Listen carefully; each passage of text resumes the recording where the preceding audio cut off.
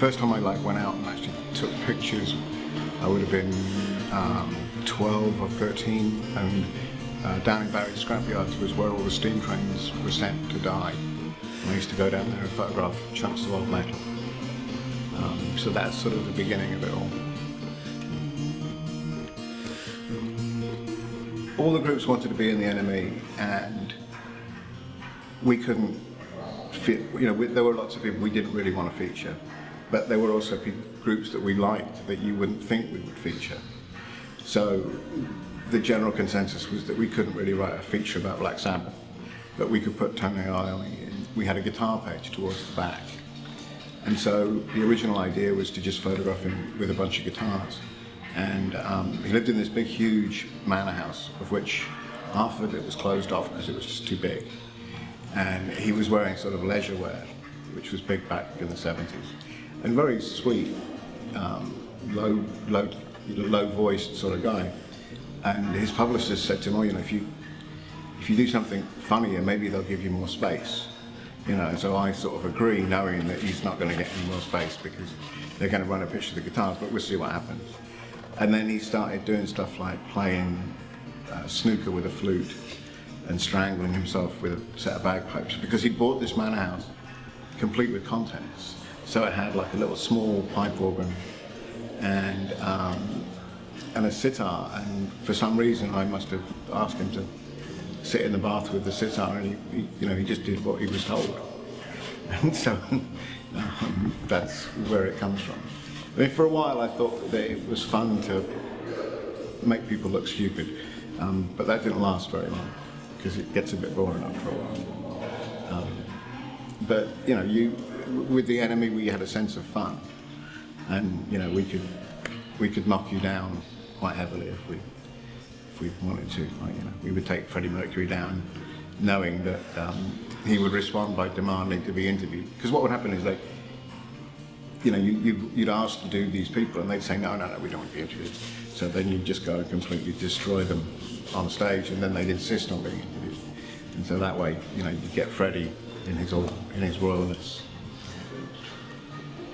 Yeah, this is Sid and Nancy. This is taken a little later, and I shared a house with Phil in Cricklewood, and we were big mates with Cook and Jones, Stephen and Paul, and they brought Sid and Nancy around a few times.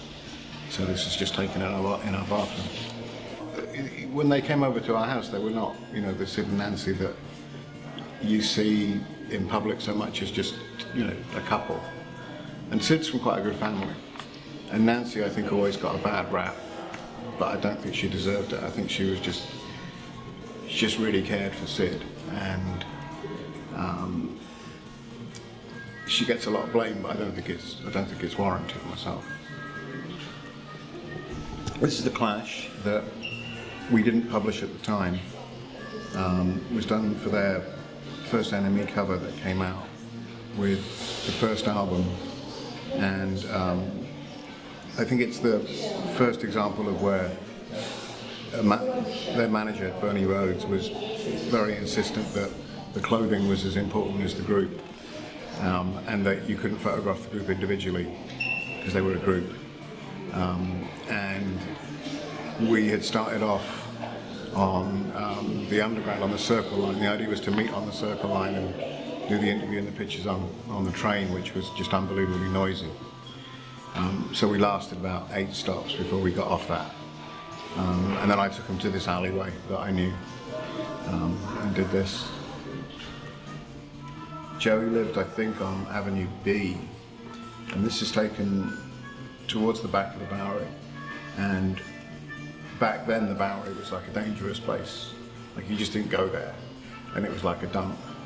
And there were sort of 2 ends to the street, so the pictures that people know are actually taken looking the other way.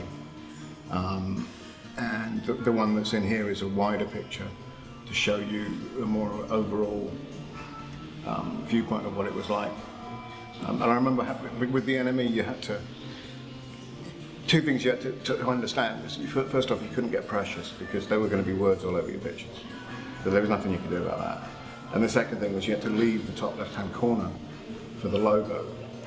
So I had to shrink Joey, which you have to do, like get people to move their legs apart so that they come down. Because otherwise he was going to just go straight into the logo and would, overpower the others.